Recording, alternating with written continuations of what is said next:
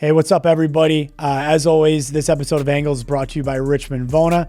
We can't do this without the firm support. We appreciate it. And today had an amazing guest, Chris Puckett from Northeast Crash Dynamics. And we talked about a lot of things that people have asked me about. We talked about what exactly does the black box in the car tell about you as a driver, about an accident? How do they reconstruct accidents? How do you drive safe in the snow? We even talked about his time as a New York State police officer, investigating crime scenes, dealing with blood spatter analysis. These are all things that he's an expert on, and he's fascinating and a great guy. I know you're going to enjoy it. And this is something a little bit different, so check it out. All right. So what is Northeast Crash Dynamics? I know you're a partner at the company, and can you talk about a little bit about what you guys do and kind of your background leading up to the formation of the company? Absolutely. So Northeast Crash Dynamics is a newer company, just about 5 years old. Started with two other business partners. All of us have a law enforcement background. Primarily, we're a consulting firm that deals with motor vehicle accidents. So we take a deeper dive into a crash after law enforcement is done with it, typically, just to help answer a few more questions and determine all of the factors that are involved in the happening of the crash. Sure. And I think you mentioned like plaintiff firms, and obviously for maybe people don't know the terminology, really like firms like mine that represent people injured in accidents, or on the other side, insurance carriers. I mean, I think there's some common misconceptions about what we do or what insurance companies want to do. I mean, look, at the end of the day, both sides they want to know the truth. They want to know like what happened. And, obviously that's the kind of stuff that you're looking to do at the end of the day, right? Exactly right. We do whatever we can, use whatever data we can recover. Sometimes it's video, statements, and we just help to corroborate things or to prove that things couldn't have happened the way that people said they did. Sometimes recollections are a little weaker when you're involved in a crash. So that's what we're doing. We just attempt to find all of the truths that we can state with the scientific certainty, yep, and then present it to whomever has retained us. How often, out of curiosity, I'm sure we know how it goes, right? Whatever, whoever hires you, hey, here's what happened. Here's all the information we have. Can you go check this out?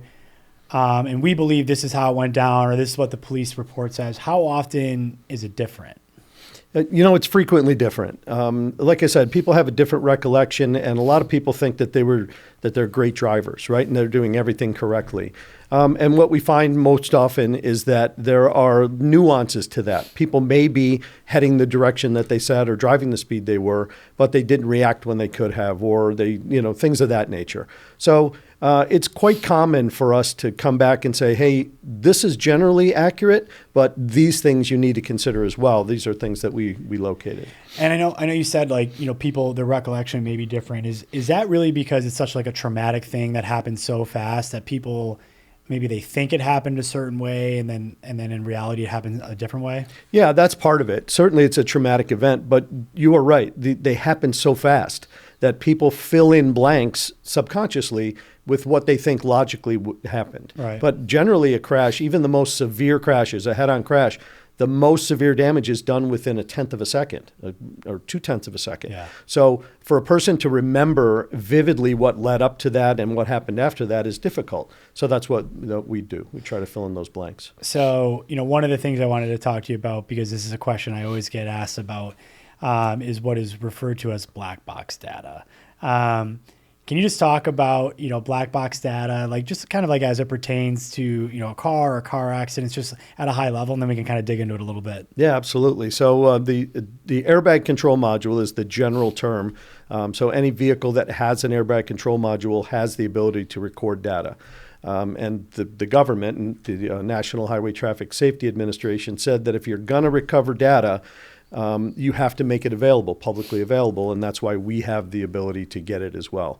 You're going to get speed, braking, throttle position, seatbelt usage, tons of things that are valuable for a reconstructionist. So essentially, when you're called in, you can go into like the module, the recording device, which, in the news you hear it called like black box data, and it tells a story essentially about what happened. And like you said, in like that 1/10 of a second or leading up to that, is that pretty fair? That's accurate. Yeah. So most vehicles will capture 5 seconds of pre-crash data.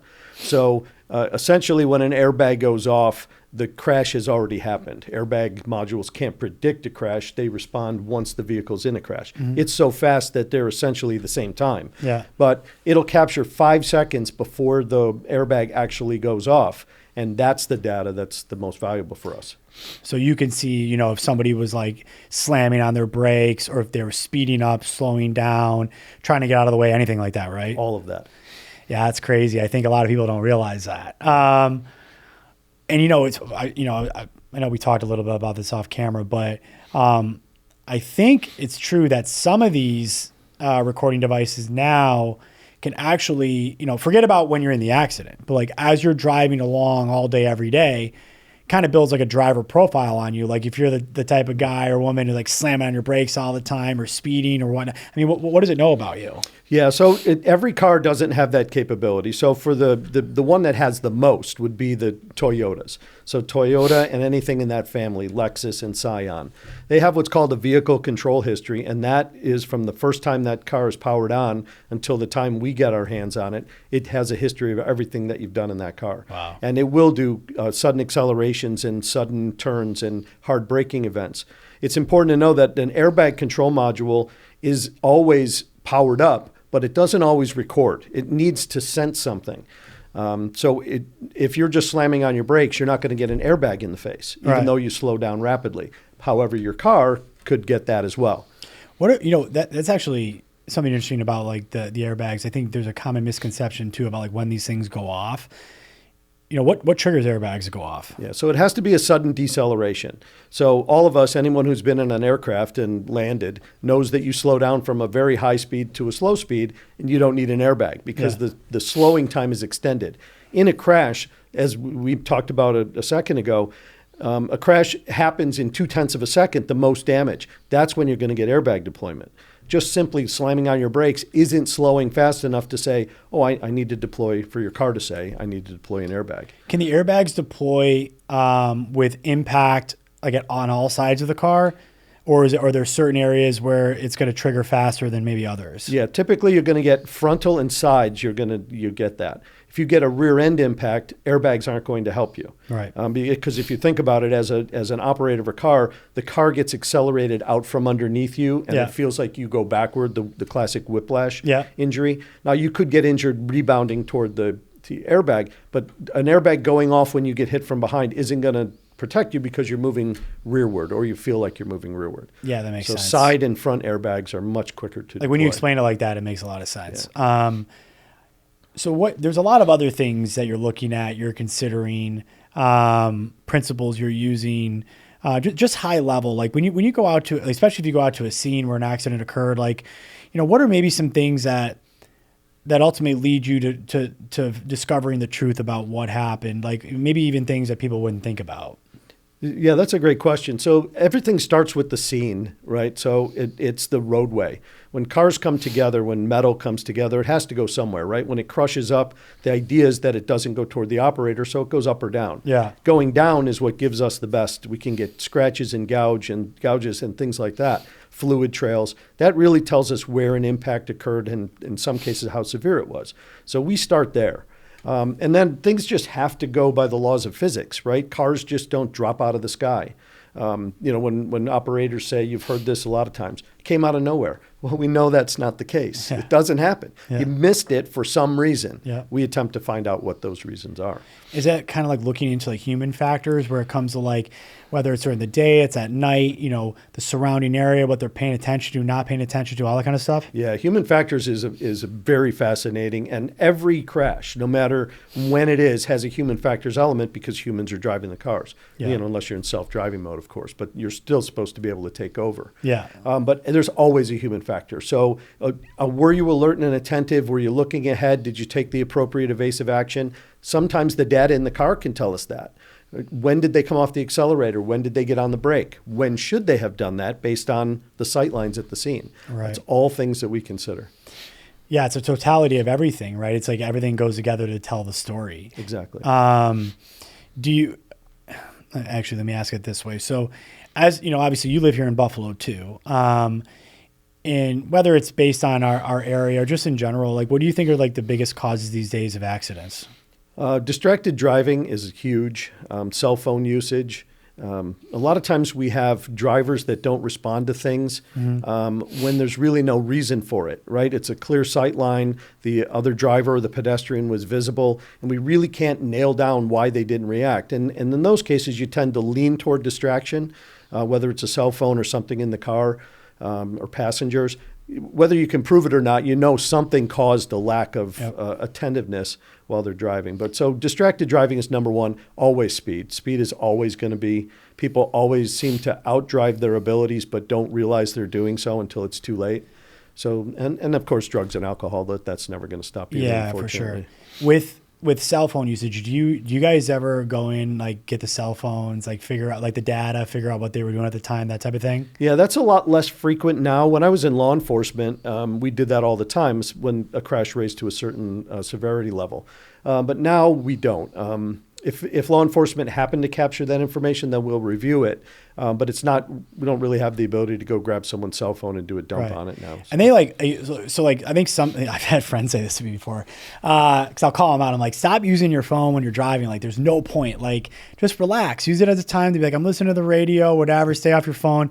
Because you guys can tell, it's not just like making a call or texting. If they're on an app, if they're surfing the web, you can tell that stuff, right? Sure. If there's a forensic download, you can tell exactly what was happening at the time. Yeah. And it doesn't have to be a call or a text. It could be, what were they listening to? Was there a video associated with that? So, you can see, you drive around and watch people. You can see people on TikTok and Facebook while they're driving their car. Yeah. And that's taken a huge amount of attention. If you're driving, the most people don't know this, and whenever I talk to young kids, when I was with the state police, we had the opportunity to do this, and we would ask people, how far do you think you go in a second if you're going 55 miles an hour?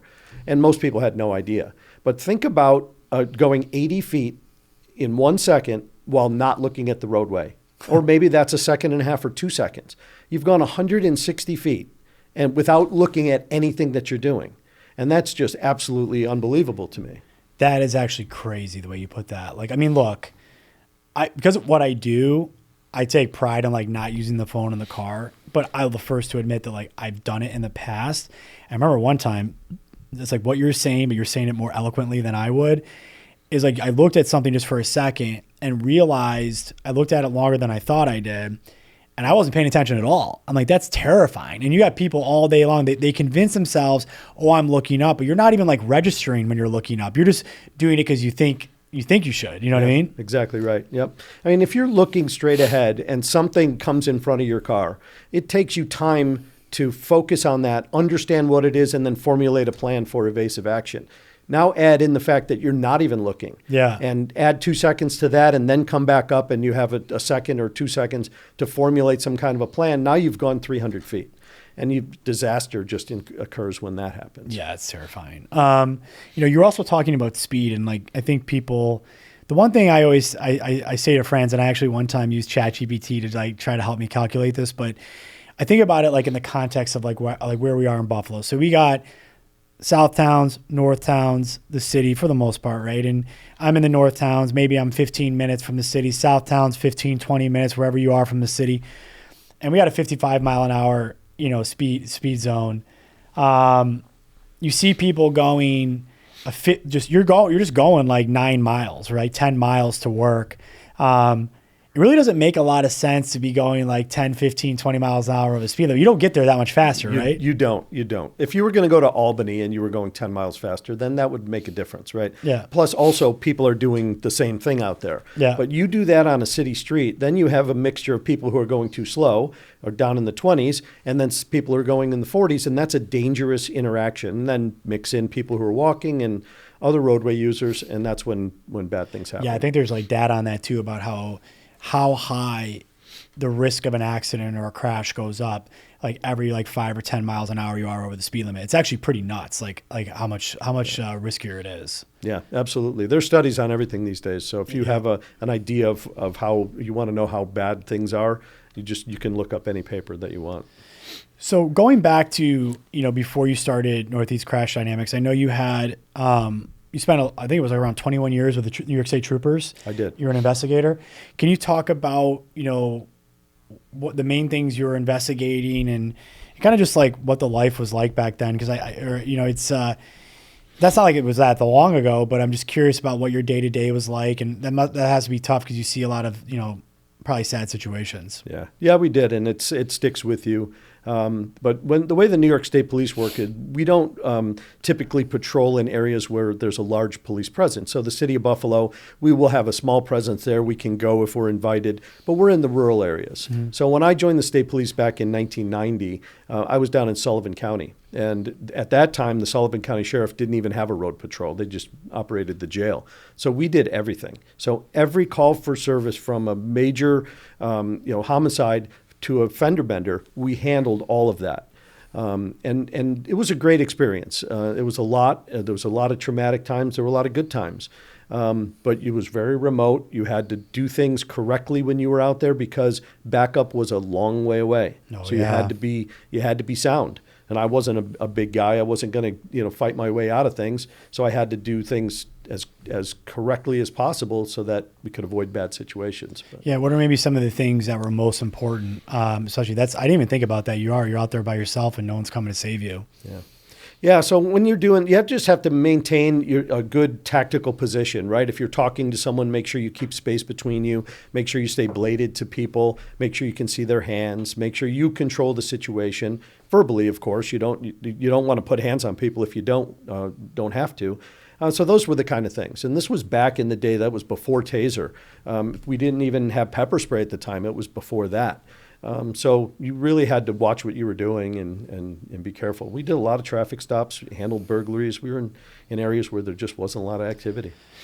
And I think two major things you did while you were an investigator is you were investigating both crime scenes and accidents and car accidents, correct? Automobile accidents. Yeah, so that's an interesting thing. So the way the state police works is if you're interested in an assignment, then you apply for that position. So I was already in the forensic identification unit. So I was a trooper assigned to the forensic unit, and I did crime scenes.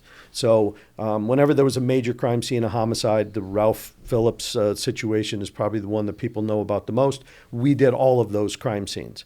And then while I was a member there, I was appointed to investigator, and then I trained for the collision reconstruction unit. So then my primary focus was motor vehicle accidents. But if there were crime scenes, since I was trained, I would go do those as well. Can you talk about the Ralph Phillips incident? Yeah, a little bit, sure.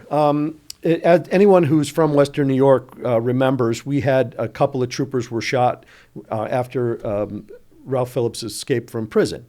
And there was a large manhunt for him. So whenever there was a campsite that was believed to have belonged to him, all of that evidence was collected, and then we would have to process it. If there was too much, or if it was a complicated scene, then we would have to go there and do it. So it was a constant chase to try and prove where he was.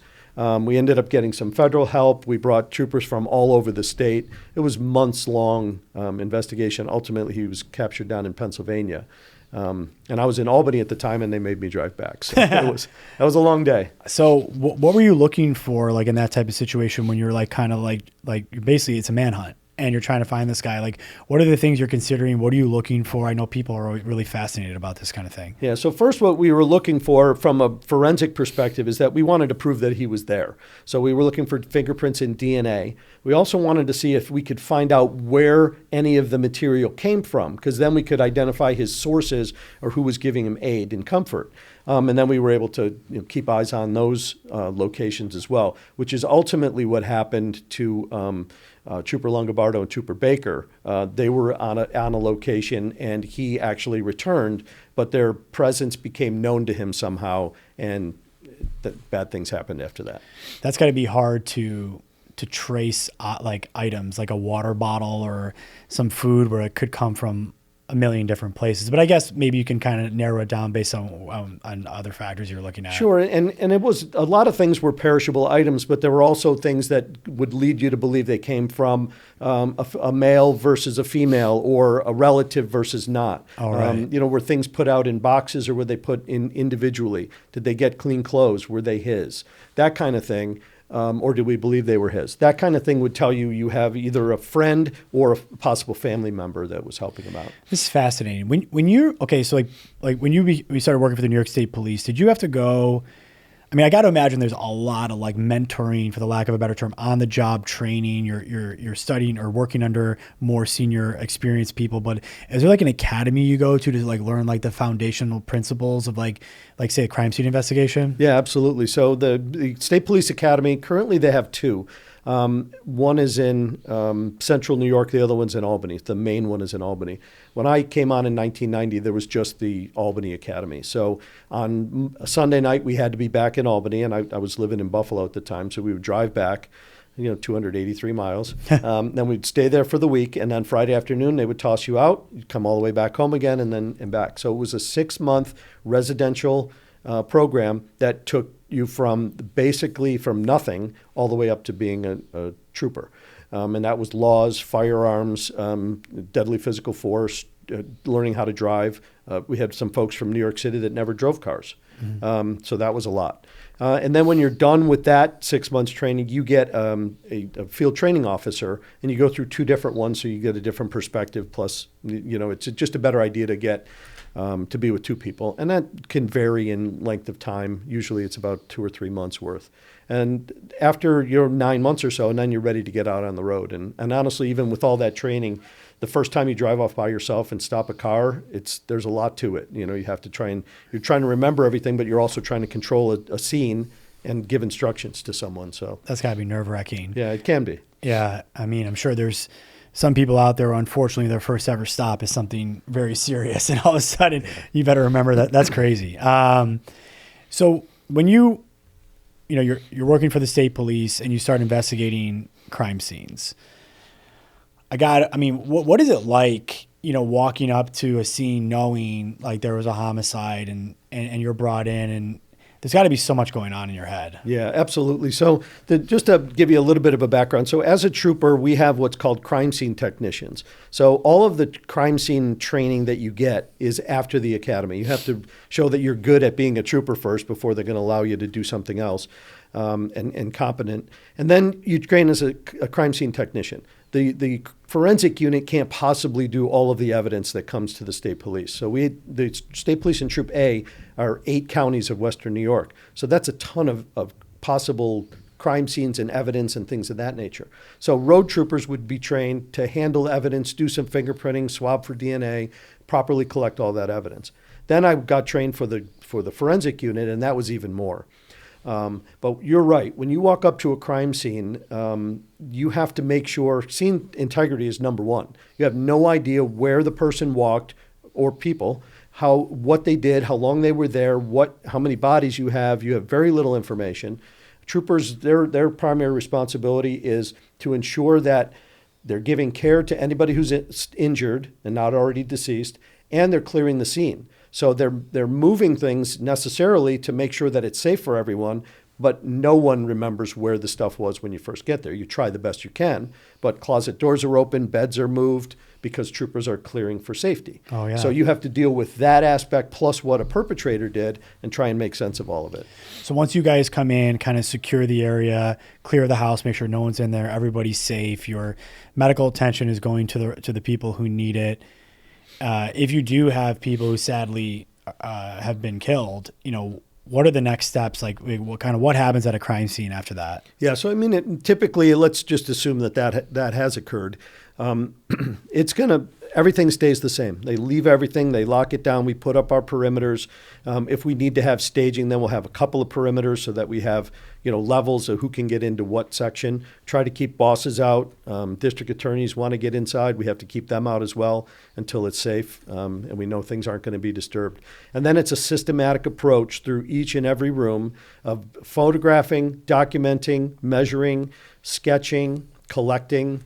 You take the most fragile evidence first. If you have a scene that's outside and it's going to start raining, you have to get the things that are going to get degraded, get those first. Yeah. And things of that nature. And then until all of those things are done, nothing is moved. Unfortunately, a decedent would have to remain until we were done.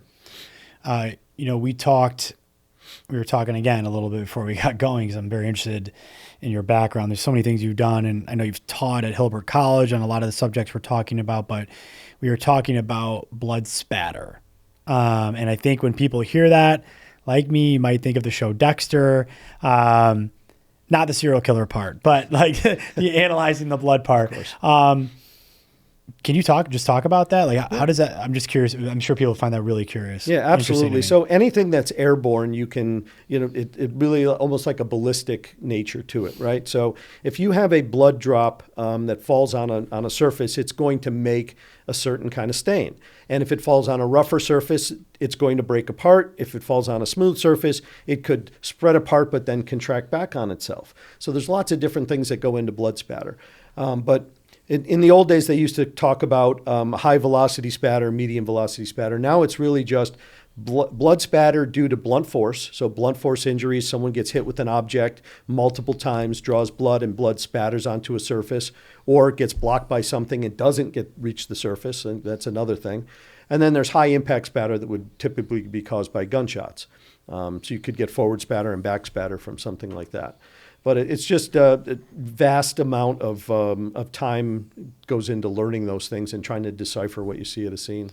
And once you learn it, like once you're experienced like you are, when you walk in, could you oftentimes tell pretty quickly kind of what happened? You can get an idea of where someone was standing because once you measure enough of them, you know what direction it impacted a surface from, in what direction it was traveling. So you get a general idea of where it is. But when you get to a really bad scene, you could get smudges and things get dragged, things get moved around. Sometimes victims themselves move around, and it's just chaos. So if you're looking at simply just a area of blood spatter, that might be clear to you. But how this happened and in what order it all happened, that sometimes takes a long time to figure out. I'm sure. And then it's like there's probably stuff going on in labs and everyone trying to sort this thing out. Yeah, exactly.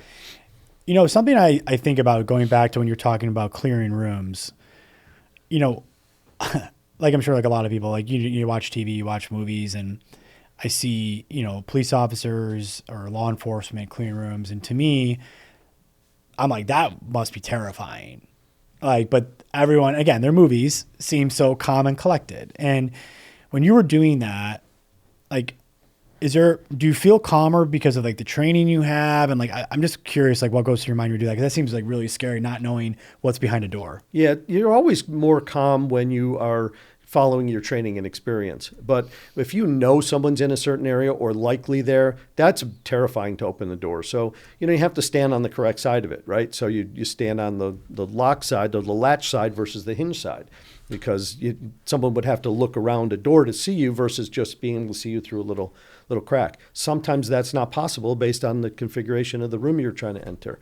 So as long as you follow your training and experience, you have to get down and put your head under the bed, right? So we would do things that you would pretend you were talking to a partner, or go around over there, or do you see them? Say things like that to make somebody think that if they were there, you saw them, or that you had a canine with you, things of that nature. So you're moving through a room or through a residence was important, but your language and how you did it is also important. Sometimes people responded, they didn't want the dog to come, and they would announce themselves. Yeah, I wouldn't want the dog to come. Of course. I didn't have a dog, so. Yeah, so I wouldn't be taking that risk.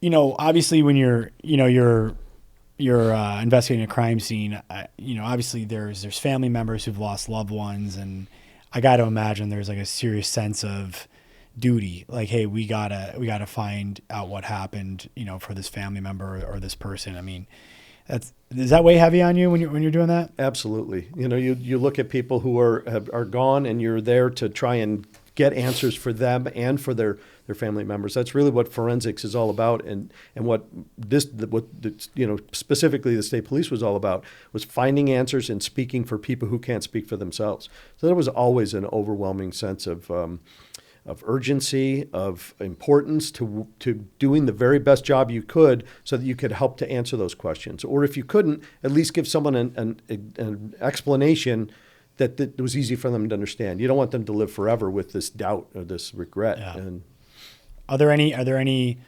investigations that like kind of like linger, stick in your head that you can't really shake? Like, I'm just out of curiosity. Of course, absolutely. They every once in a while they come back in, I'll see something, or somebody will send a picture. Hey, is this you from years ago? And, one, I won't get into the details, but I was looking into a dumpster and I go, yeah, that's me. And then it was a bad week because that's coming back again. Anything with children was always just especially brutal, especially if we couldn't do anything, if we couldn't make an arrest or something, it just didn't fall for us. Those were the hardest. So how, I know you're a family guy, and how do you compartmentalize that, kind of like do your best to try to keep work at work? And I think like, look, what we're talking about with you is like really the extreme. Like that's probably the hardest thing anybody can try to, if you even can, compartmentalize. But I even think about like, I mean, you're a successful business owner now, and I think of other leaders that we talk about, and I think a lot of people struggle at a lower level, but like keeping work at work. Like how did you handle that? Well, it was one thing that was important for us is that I didn't live where I worked. Oh, okay. So that was important. So it was just a county over, but at least I was able to separate it by not seeing the same people. Right. My family would want to go do things. They would want to go to county fairs. They would want to do that. And I would tell them from time to time, I just can't go to that one, or I don't feel comfortable. I didn't want to run into people that I had dealt with on the job while my family was with me. Sure. That's what I tried to avoid. And then you just go do things, right? You just keep busy. As long as your mind didn't become idle, then I was good at not thinking about things. I had a wife and a young daughter, and we were living away from Buffalo. So when we got a chance, when it was enough days off, we would come back home. And that way you felt like you were separated from a little while, for a little while. But it was difficult. Yeah. I really had to do it. My daughter would tell you that I didn't separate it. That I would come home and I would not let her do things or tell your friends to slow down or things like that. But it's things that normal parents do without having to see the aftermath of it directly. I saw it, smelt it, felt it, and that's hard. Right? Yeah, and I would never even come close to comparing what we do to what you do, not even close. But I have a degree of that in me as well, because we see people come to us at terrible times if they've been in a really bad, it could be a car accident, a construction accident, whatever, and we see photos, you see videos, and it's like, guys, it's not worth it. It's not worth like we were talking about, being on your cell phone or speeding, or it's crazy. You got to be careful. Yeah, no question. And Buffalo's a small market, right?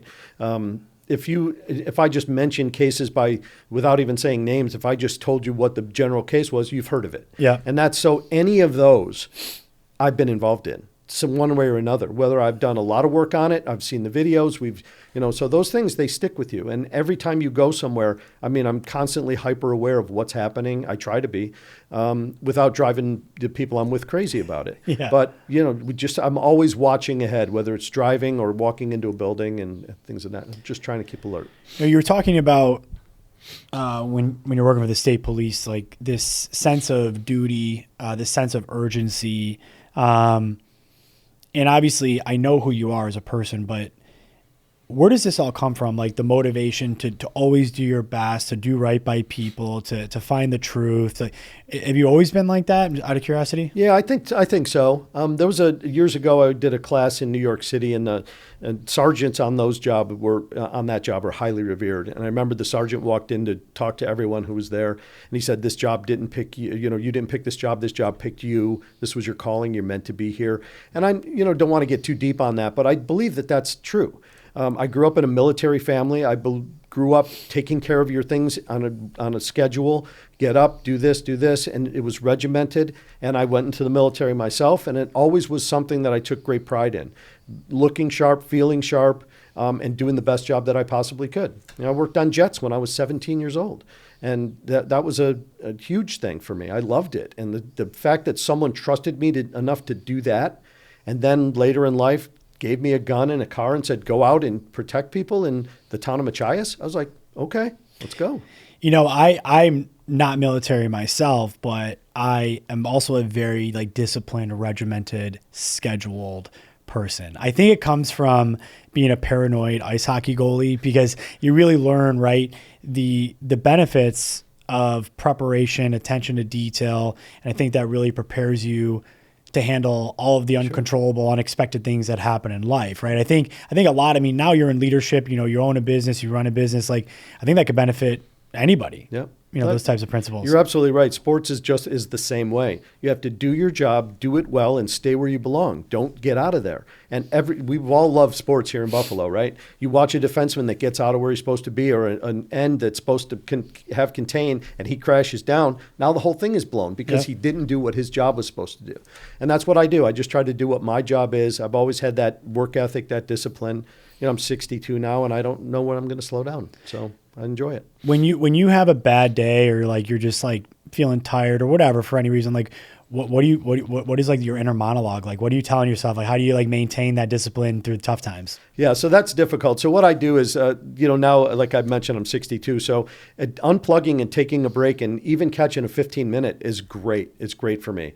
And I've understood. I didn't first saw it as a sign of weakness. Okay, what are you doing? What's happening here? But now I understand that it's listening to myself. I have something I need to do. Right now I'm not prepared to do it. Give myself 15 minutes, whether it's hop on a treadmill, take a quick snooze. I don't usually like noise, so I don't usually have a TV on or anything like that. Just get away from the computer, get away from the phone, and then I'm ready to go. So that's how I usually attack that now. That's good advice. Yeah, I mean, I think I was actually funny. I was talking to my dad this morning. We're talking about, how I think anxiety, can really, it can be a good thing. It can like help motivate you if you know how to control it. But a lot of people, they allow it to paralyze themselves. And it's like, hey, take that moment, recenter yourself, or just one foot in front of the other, start chipping away, and it makes a huge impact. Yeah, absolutely. Yeah. So after you left the state police, we were talking a little bit about this, but I didn't get in any details, so I don't know how you're going to answer this. But can you talk about working with Team Adam as a consultant, what that was, and kind of like what that entailed? Sure. So on LinkedIn, that's my primary social media feed. There was a reach out from the National Center for Missing and Exploited Children, NECMEC. And they were looking for retired law enforcement to apply to Team Adam. Team Adam is named after Adam Walsh, who was tragically killed when he was a child years ago. I think everyone knows that story. And it's a rapid response team of former law enforcement officers. In a nutshell, we are an immediate liaison between a law enforcement agency and the National Center that's on the ground and there in 15 minutes. I could be in the town of Amherst and helping them with a missing child, and I've unlocked everything that NECMEC can do in 15 minutes. Wow. And the idea is that investigators can then deal with leads and handling whatever business they need. The National Center can send a representative down to handle being with the family and making sure they're updated regularly so that they're not at the station. They're comfortable, they're at home, and they're getting regular updates. We can do forensic artistry, posters.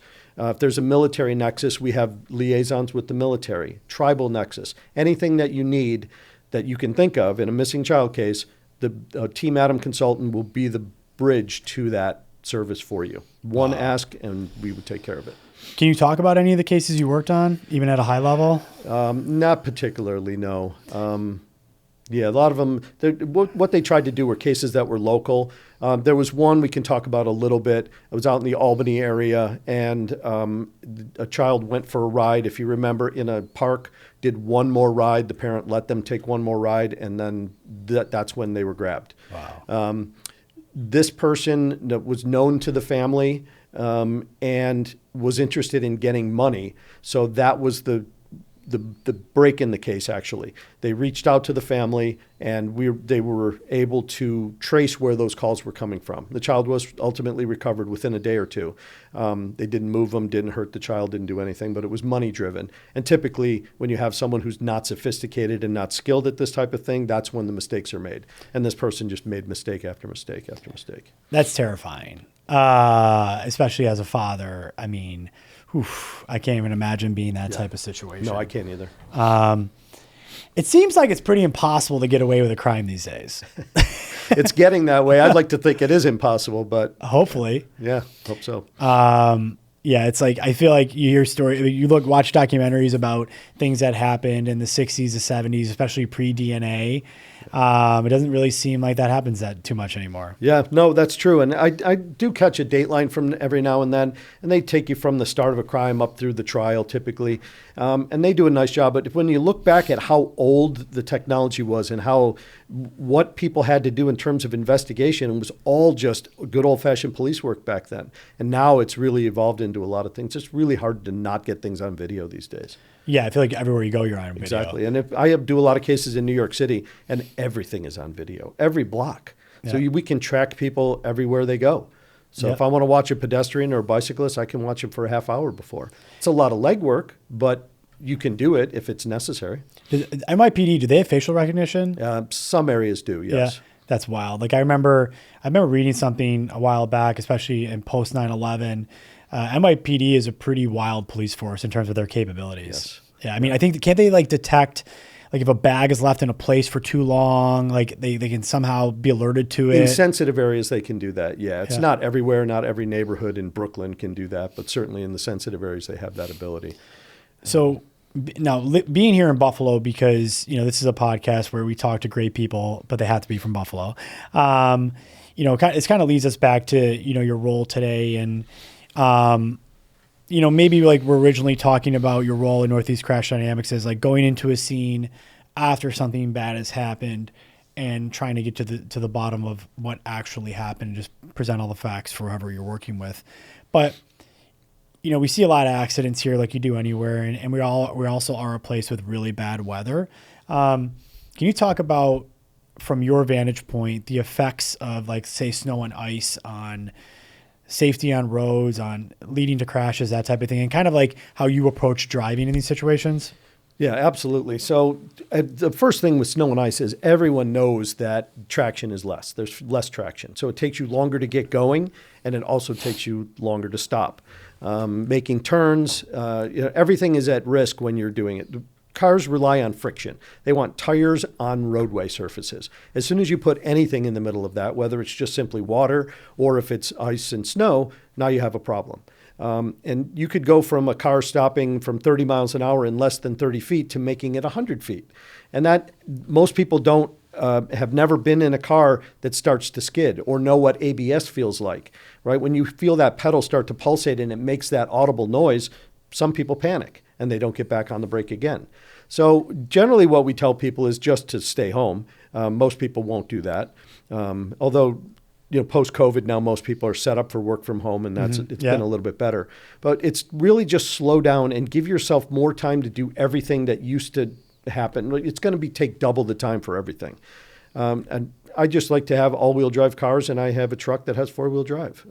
So really I don't know how you would navigate with a rear-wheel drive car in the winter. I still see them out there, but it's treacherous. I see people even out there with like nice cars, and they have like racing skids on them. I'm like, dude, I don't know how you do this.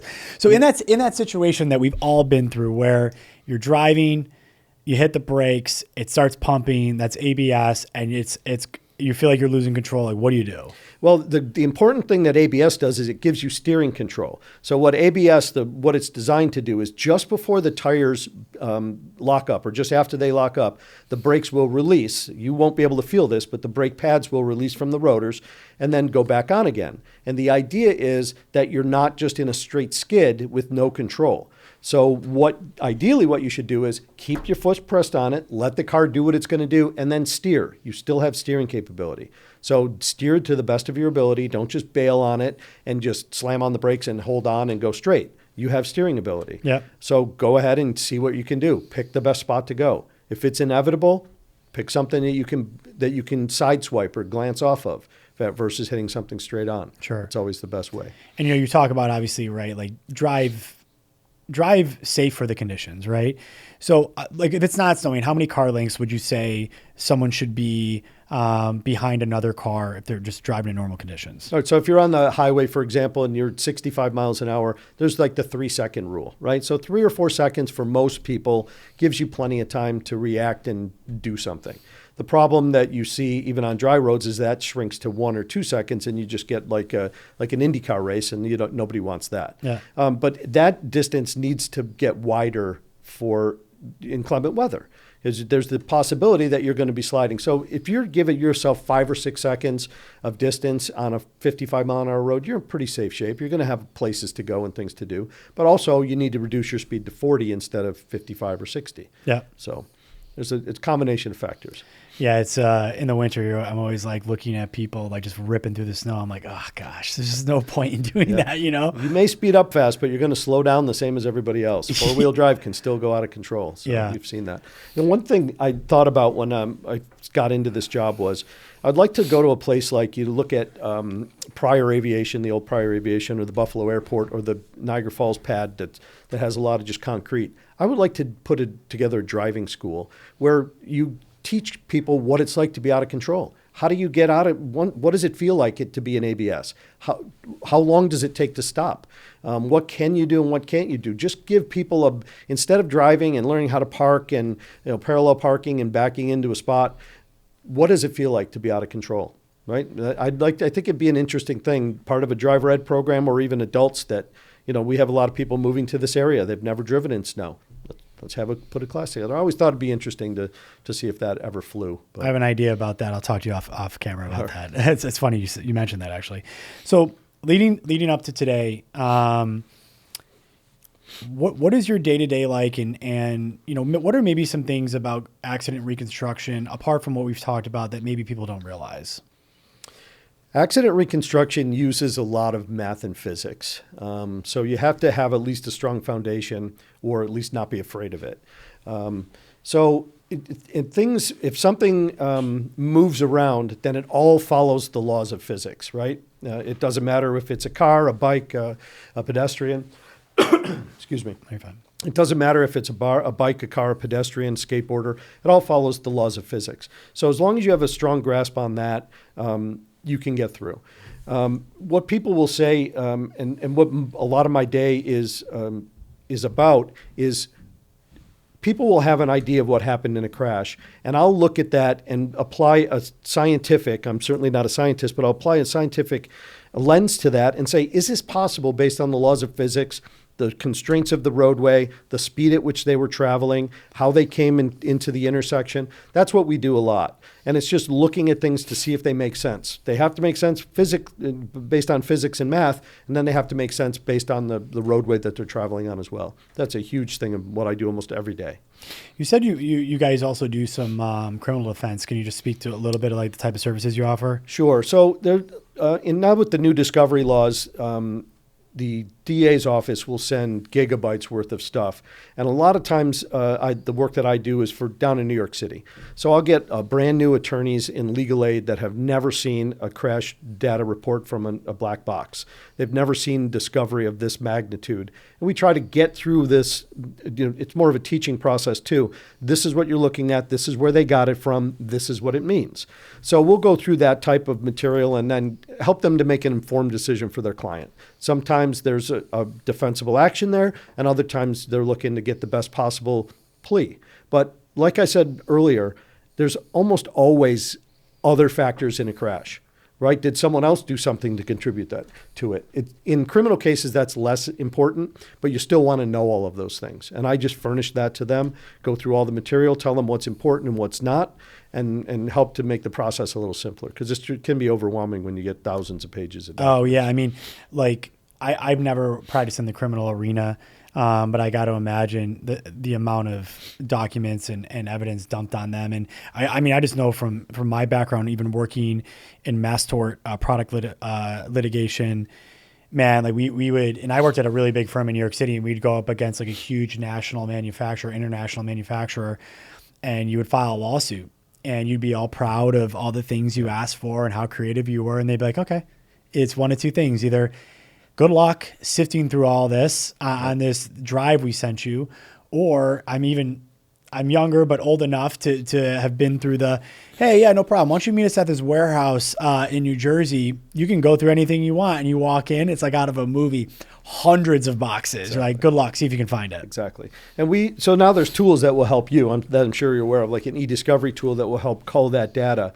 We don't have that, or I don't rely on that for the criminal side. It's just too important, right? We can't miss anything. So I'm the one that does the culling, and I'll get the thousands of pages down to 50 and say, this is where you need to focus. These are the documents that relate to the crash, and things that you need to know about that. If there's something else you want to deal with, that's somewhere else. This is what you need to know about this crash. So there's so much technology in our world, and obviously, especially with artificial intelligence, like the rate of improvement is insane. Like every day, it's more and more advanced. And now we have self-driving cars, and I haven't seen any in Buffalo yet. Whether it's Waymo or I know people have Teslas, but I haven't seen any Waymos in Buffalo. Have you investigated any crashes with self-driving cars, like a Waymo or something? None yet, thankfully, because the defense is going to be, I wasn't driving, the car was driving. Yeah. So, there are self-driving cars around here. As you mentioned, Tesla's one of them, but there's other technologies like Ford Blue Cruise. Are you familiar with? Have you heard that? No. So Ford Blue Cruise, only on certain highways. So let's just say the 90. So what happens? It's hands-free driving. It will not navigate for you. So you put in your route or whatever you want, but it'll keep you in your lane and at the proper speed. And then it has adaptive cruise control, so it'll maintain distance in front of you. Yeah. Completely hands-free driving. All it does is use a camera to make sure you're looking at the road. So if you spend too long, like I do sometimes, looking in mirrors because I watch other vehicles a lot, it'll just give you a little notice. Hey, watch again. So that's one thing that's out there. If you activate your turn signal to change from the right lane into the left lane, it stays on, will wait till it's clear, change lanes for you, and then turn off. That's what Ford Blue Cruise will do. So the technologies are growing, and it's not cost prohibitive anymore. You don't have to have the Tesla or the self-driving Waymo anymore. It's not quite like the kit car that was, used to, if you remember that show, Knight Rider, years ago, the car would just show up for the guy. Yeah. That's happening. It's just not happening in Buffalo. Yeah. And the reason I think it's not going to happen in Western New York is that it needs to see roadway markings. So our roadway markings get obliterated by snow all the time. Good point. If it can't see those, it can't drive. So even when there's good markings, cars are on the wrong side of the road, they turn where they can't or where they shouldn't. If you can't see the roadway, you can't have a self-driving car. It needs something to center itself. Great point. And I think about this too. At what point, at some point, and it's already happening, like we've talked about in different places throughout the country, where a typical motor vehicle crash turns into a product liability case. Either completely or there's like two components to it, which is really interesting, right? Yeah, absolutely. And you know how manufacturers are. They're very protective of their so you have to do all of your work independent of the data that is going to help you, but they're not going to give you. Yeah, like I was telling some friends out west, I was like, just something to think about. I'm like, if you are in a car and unfortunately are in an accident and someone hits you, you're not going to have any problem finding a lawyer to represent you. It'll be more difficult if you're injured as a result of negligence of a self-driving vehicle, because unless you're like really, really, really seriously injured, the law firms aren't going to want to take it on because of the absolute war they're going to go into against these huge auto manufacturers and the amount of money they'd have to spend, and they're going to shy away from it. Yeah. So you have to be careful. That's absolutely true. I'm dealing with a case now with a couple of cases involving vehicles from other countries, so BMW, Mercedes, that nature. The privacy laws in Germany are really, really strict. And it doesn't matter what kind of releases you get. If we have a Mercedes that has video, we know it has video, we know it had pictures, we're not getting them. And they're not, so the lawyers are doing the fighting on those. And it's hard for a reconstructionist because it's got the valuable data that I know is there and that I want to get my hands on, but we don't have the technology, and the privacy concerns are keeping it away from us. So there's a lot of things out there with liability cases. Yeah, for sure.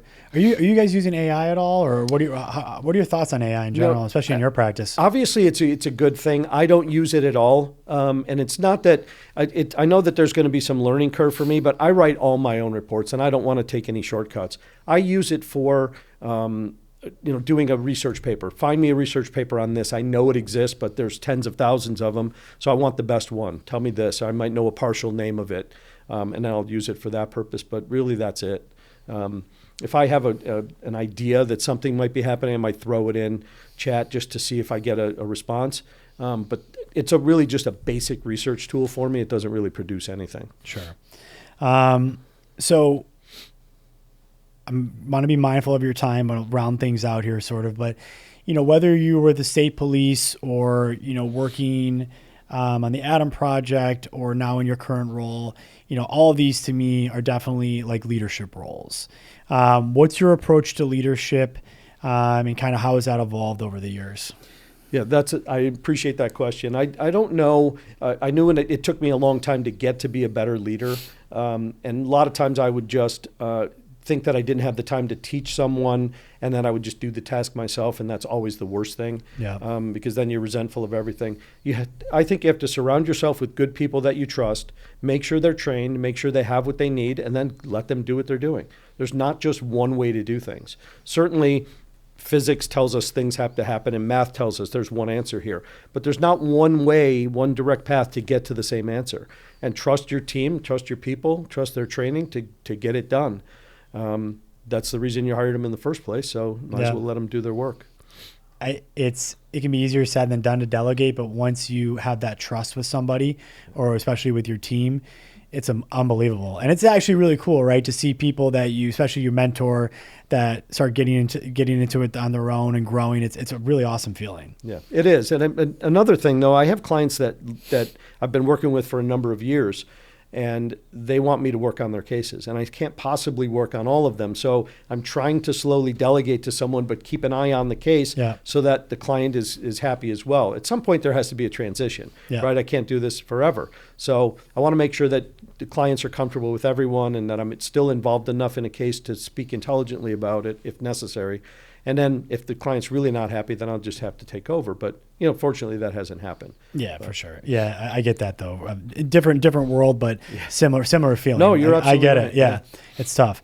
Out of curiosity, anything we talked about or we didn't talk about that you want to talk about? I'd like to expand on something. We Sure. talked about airbag modules, so people are super interested in this. So for the most part, these are general terms. Your car is going to give you 5 seconds of pre-crash data if the parameters are met. So let's just, a wild example, you get hit from behind by someone when you're stopped or going slowly. You will get an airbag module to wake up and record an event, but you will not get airbag deployment. Yep. So you will be able to tell how severely you were hit. We get these a lot on the throughway. Somebody said, no, there was already a crash and I hit them, so that they would avoid, hitting someone who then hit someone else. They try to get out of that portion. An airbag module is perfect for that. So your 5 seconds of pre-crash data is what most cars will give you. Some will give you 8, and again, that's manufacturer specific. NHTSA is now requesting 20 seconds of pre-crash data. Wow. Now, as a plaintiff attorney, you probably love that and you dislike that, Yeah, right? The knife cuts, but the knife of evidence cuts both ways. Yeah. But 20 seconds of pre-crash data at half-second increments. And I think, in fact, they wanted it at 10 hertz, so they get it one every 10th of a second. Wow. That's massive amount of data. And it's really easy to see when someone got off the accelerator, when they got on the brakes, when they were turning their steering wheel, how fast they were going, what their acceleration rate was. That's invaluable data for us, right? I want that. It's gold for a reconstructionist. And one final thing, in GM cars, there's what's called an occupant classification sensor. It's under passenger seats.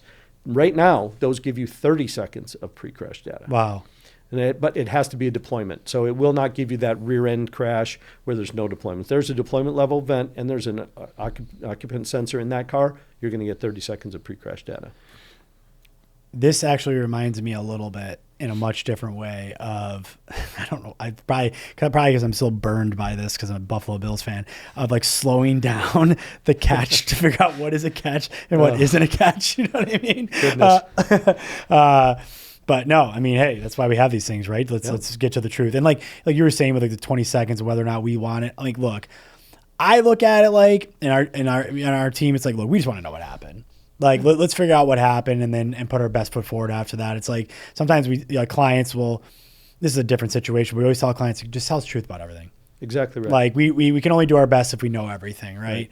And we're going to figure it out. Exactly. I might not be figuring out. Chris and his team might be figuring out. We're going to find out. Every once in a while, I get asked to sit in an initial meeting when they meet the client for the first time, and I'll hear something, and the attorneys that I'm working for will look across to see if I'm making a face. Trying to be a poker face, but I'm like, oh, no. That doesn't sound right. That's impossible. That can't be. Yeah, we have problems here. But, I'm a fan of the data too, right? Because I've told attorneys things that I think are absolutely horrible, and they go, all right, that's fantastic. We'll do that. And I'm like, what? What are you talking about? Yeah. They just want the data. They want the facts, right? And that's what we do. So cars have, forward cameras in them as well. So you've got that client that swears the light was green.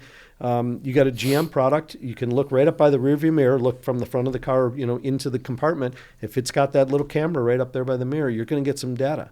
And typically that's one photograph 4 seconds before, one at the time the event occurs, meaning when the airbag goes off, so just a little after the event, and then one 4 seconds after.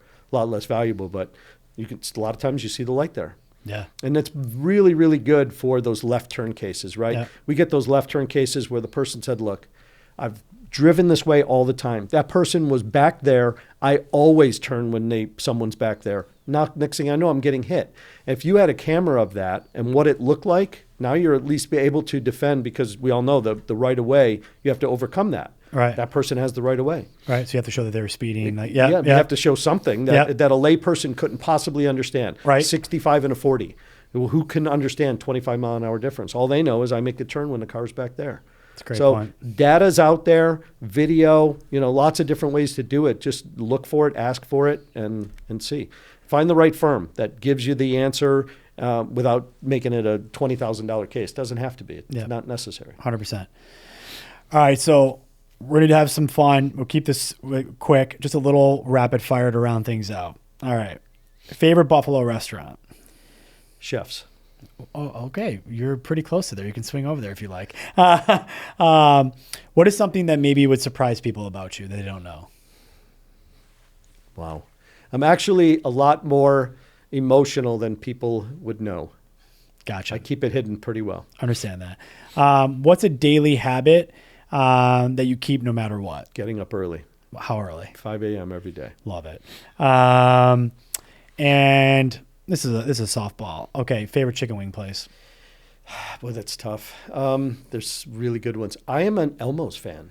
I love Elmo's. Do you ever get the double dip? I did not get a double dip. Try the Cajun honey mustard double dip. Brett knows what I'm talking about. Okay. All right. I mean, there's so many good ones. Like Duff's and Elmo's are really moved to the top. Anchor Bar's the original. Never going to bash it. And Barbell are fantastic too. But Elmo's are just great. We're lucky. Great wings. We have a good food scene here. We just have to be careful. We have 1A, 1B, 1C. That's They're right. All one. It's all good. They're all number one. Can I ask you a real quick question?